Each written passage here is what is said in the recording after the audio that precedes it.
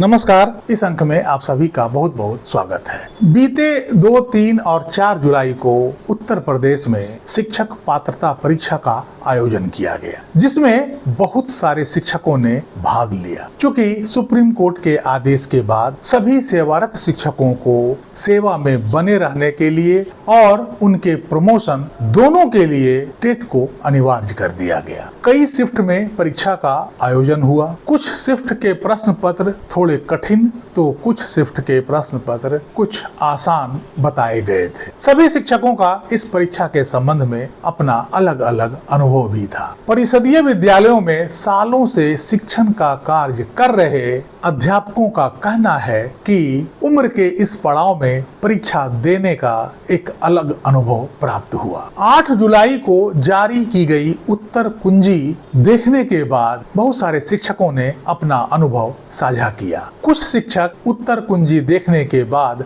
काफी उत्साहित और खुश नजर आए, वहीं कुछ शिक्षकों में निराशा दिखाई दी। बड़ी संख्या में ऐसे भी शिक्षक मिले जिन्होंने OMR सीट भरने में कुछ टेक्निकल गलतियां भी कर दी थी, जिसके कारण उनका रिजल्ट प्रभावित होने की आशंका है। हालांकि फाइनल रिजल्ट अभी आना बाकी है, जो कि इस माह के अंत में प्रकाशित होने की संभावना जताई जा रही। सफल होने वाले सभी संभावित शिक्षकों को अनेक अनेक शुभकामनाएं। शिक्षक लगातार टेट पास कर रहे हैं और आगे भी वे इसे पास कर लेंगे। देश के शिक्षकों में इतनी क्षमता है कि वे इस बैरियर को निश्चित रूप से पार कर लेंगे। लेकिन टेट पास करना मुख्य मुद्दा नहीं है। मुद्दा यहाँ नीतिगत और आत्मसम्मान का है। देश में कब तक ऐसे काले कानून पास होते रहेंगे, गलत निर्णय पास होता रहेगा और हर बार शिक्षकों को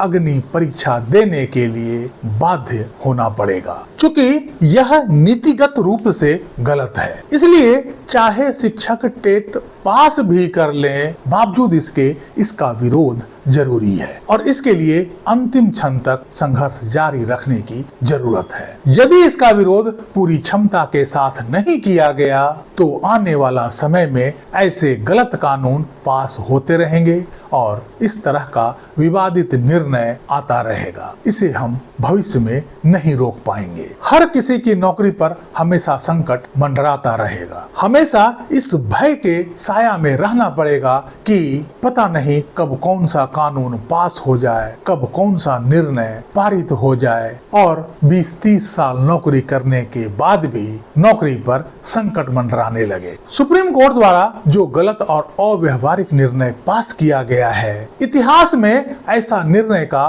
कोई दूसरा उदाहरण नहीं मिलता है। इससे शिक्षकों के आत्मसम्मान को गहरा ठेस लगा है। क्या आत्मसम्मान जजों और केवल बड़े बड़े अधिकारियों और नेताओं का ही होता है? क्या शिक्षकों का कोई आत्मसम्मान नहीं है? आप सभी को मैं अवगत करा दूं कि 2014 में संसद ने 99वां अर्थात 99th संविधान संशोधन अधिनियम और NJAC एक्ट पास किया था। इसका मकसद जजों के नियुक्ति के लिए कॉलेजियम प्रणाली को बदलना था और जजों के नियुक्तियों के लिए एक पारदर्शी व्यवस्था बनाना था। इस कानून से जजों के आत्मसम्मान को गहरा ठेस लगा और 16 अक्टूबर 2015 को सुप्रीम कोर्ट ने 4-1 के फैसले में इस कानून को असंवैधानिक घोषित कर दिया, क्योंकि यह न्यायिक स्वतंत्रता का उल्लंघन था। परिणाम स्वरूप फिर से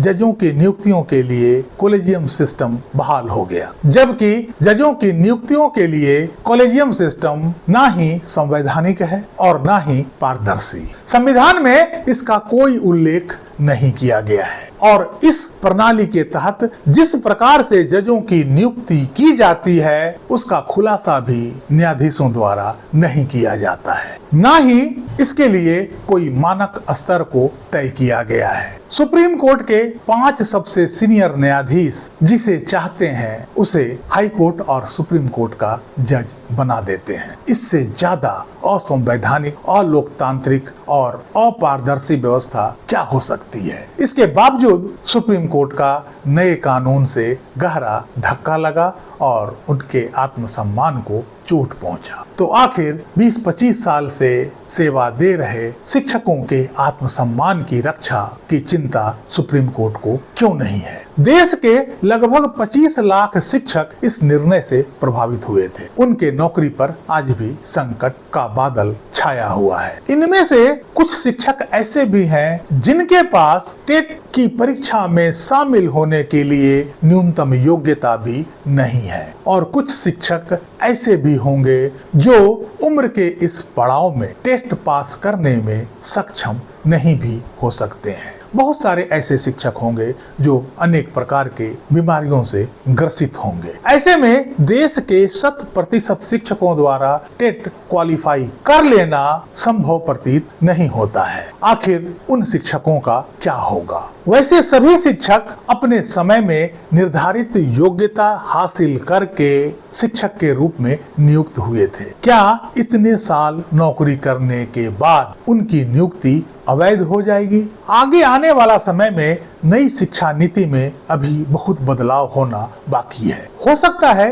कि शिक्षक की नियुक्तियों में आगे आने वाला समय में और भी बदलाव होने की संभावना हो। तो क्या हर बार शिक्षकों को इसी तरह के अग्नि परीक्षा से गुजरना पड़ेगा? इस प्रकार के बहुत सारे प्रश्न अभी अनुत्तरित हैं। इसलिए सभी शिक्षकों से मेरा अनुरोध है कि यदि आप टेट में सफल हो जाते हैं तब भी इस संघर्ष को जारी अवश्य रखिएगा। टेट पास कर लेने से आपकी नौकरी निश्चित रूप से सुरक्षित हो जाएगी, लेकिन आपके आत्मसम्मान पर जो चोट लगी है, जो घाव किया गया है, उसका भरपाई तभी हो सकता है जब अपने संघर्ष में इस जंग को आप जीतेंगे। आप सभी को पूर्ण सफलता केवल तभी मिलेगी जब आप टेट पास करने के साथ साथ इस जंग को भी जीतेंगे और इस काले कानून को ध्वस्त करेंगे। इस अंक में यहीं तक। कैसी लगी जानकारी कमेंट करके जरूर बताइएगा। वीडियो को लाइक कीजिएगा, चैनल को सब्सक्राइब कीजिएगा। मिलते हैं अगले अंक में,